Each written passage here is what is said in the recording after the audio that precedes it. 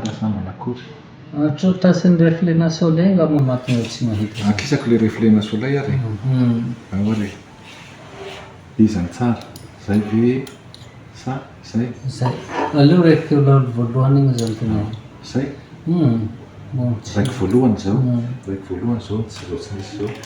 Tsy mety? Tsy mety. Zay fe tsara sa zay. Le taloha igny tsara. Zao ihany. Ahory. Zay antsika koa mila fa tsy mety asiana solomaso mety zay ha. Ano manakory zay. Ohatraohatra tsy dia mety. Tsy mety avao. Tesy. Fiary. Mbola tsy hitako koa io. Fiary. Tsy ohatran'ny graiky? Diso. Okey. Tsy hitako. Ahory. Nahatonga nandeha teo amin'ny dokotera aloha dia resaka fiakaran'ny glycémie. Rehefa nanomboka miakatra ny glycémie dia nanomboka manjavona ny maso. Ohatrany mahita bruit ina ty zavona be reny zany zaho.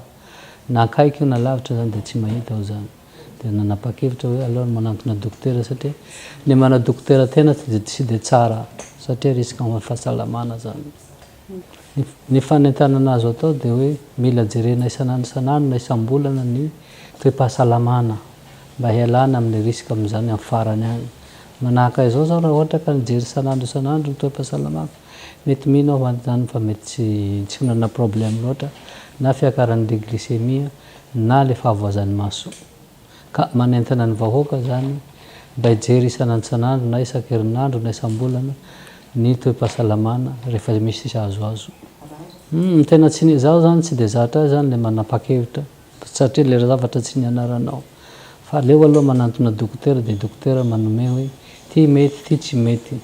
Fa zaho zany tsy dia mbana dokotera tena satria reny zany ndrendray mamoa fady. Ianao mieritseritsy hoe tsara le izy fa rehefa oriana any misy effet be aminao le izy dia vao may sarotra tsaboana. Tsy tsara.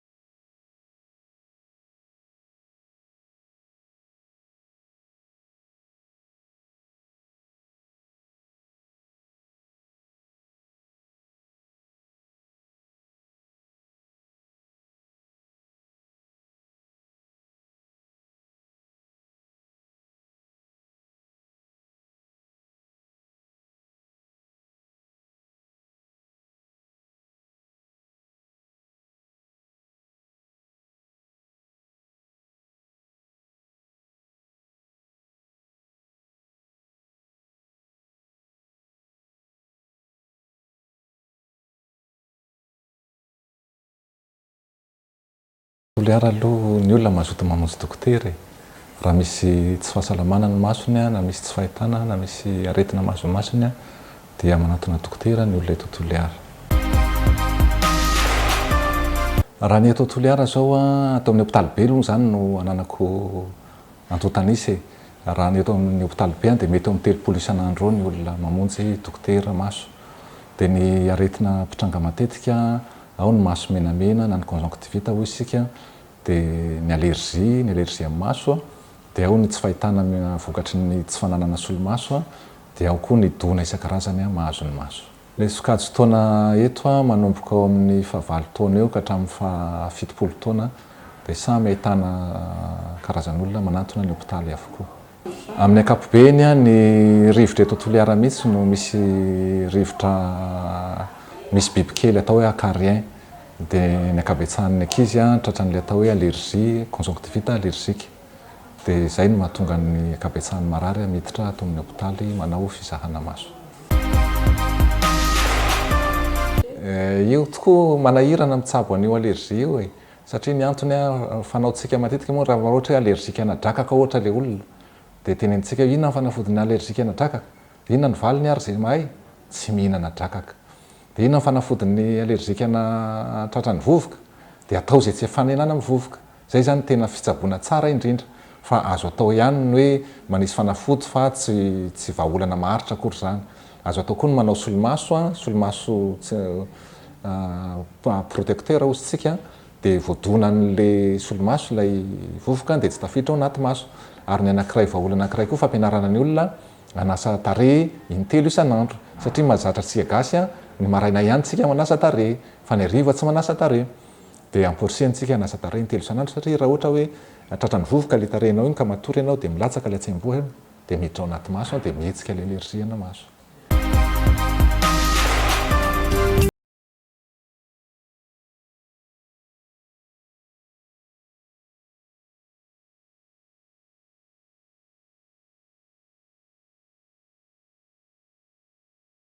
Samy manana ny azy.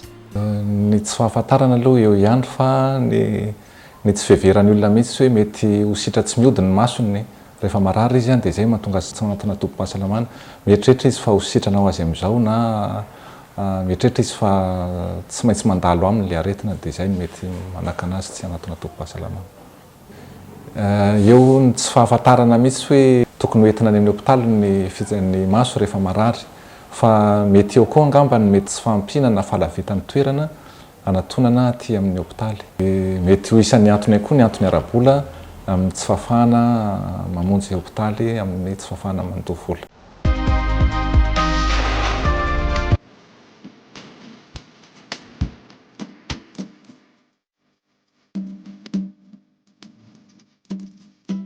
Tsara nefa ny mampahafantatra fa miseho amin'ny endriny maro ny areti-maso izay indrindra ny mahasamihafa ny fitsaboana na dia maso ihany aza no zahana.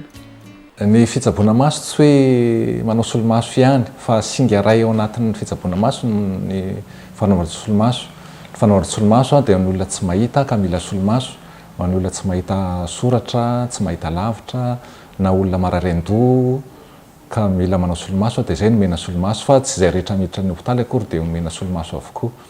Dia izay no anahitanana ny olona hoe ny fijerena maso dia tsy aretina mila solomaso ihany akory fa mety aretina le teo zao hitantsika teo zao diabetika izy dia tsy nahita ny masony dia manantona izy tsaboana ny masony satria tratran'ny fiantraikan'ny diabeta koa ny masony dia manantona izy dia tsaboana izy. Fa misy aretina maro isan-karazany izay tsy maintsy ilana fanatonana dokotera mba ahafahana mitsabo azy satria hoe fitentsika malagasy hoe aleo misoroka toy izay mitsabo fa rehefa mandroso ny aretina sarotsarotra mitabo azy ary mandany vola be sy hery be zay vao afaka mety hasitrana azy.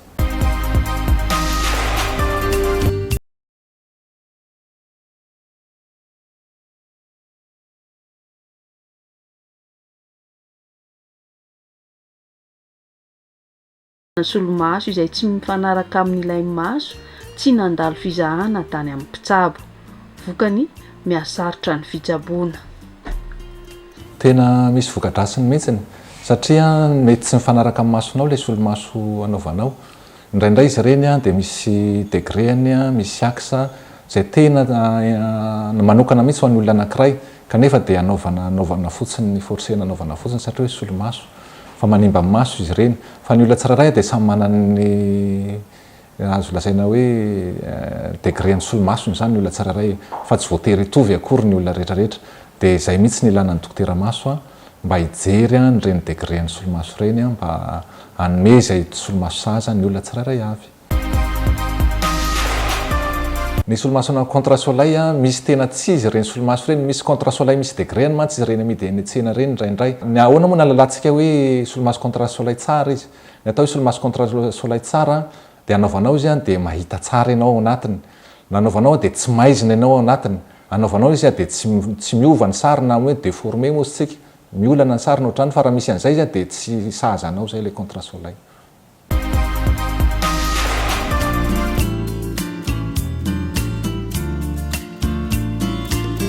Anisany zava-dehibe eo amin'ny vatantsika olombelona ny fananana ny maso salama. Aleo foana manantona toeram-pitsaboana. Ny maso ny jirony tena hoy ny soratra masina. Ny maso no ahafahantsika miasa, ny maso no ahafahantsika manao ny hetsika rehetra amin'ny fahavelomantsika.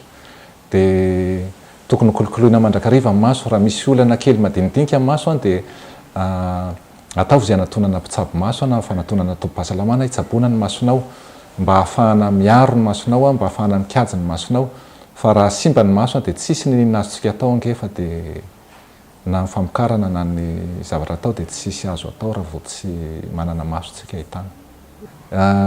Manentana antsika mba tsy salasala hamonjy ny tombom-pahasalamana raha sendra manana ny tsy fahasalamana amin'ny maso. Ny tsy fahasalamana io mety marary io, mety menamena io, mety manjavona io, mety tsy mahita io, dia aza misalasala mamonjy ny tompo-pahasalamana fa izay ihany no antoka hitantsika tsara ary arovantsika sy tandrovantsika ny fahitantsika.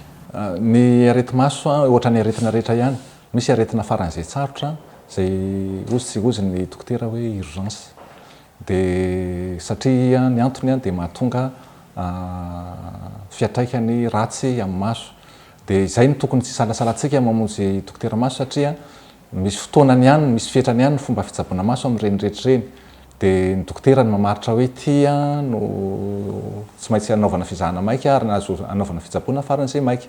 Dia raha misy olana zany amin'ny masontsika satria mahatonga tsy fahitana tanteraka izy ary tsy voaverina intsony ny fahitana raha ohatra tara ny fitsaboana azy, dia izay no tsy maintsy anantonantsika dokotera maso mba sady hamantarantsika hoe inona ny aretina mahazo antsika no hitsaboana zany aretina mahazo antsika izany.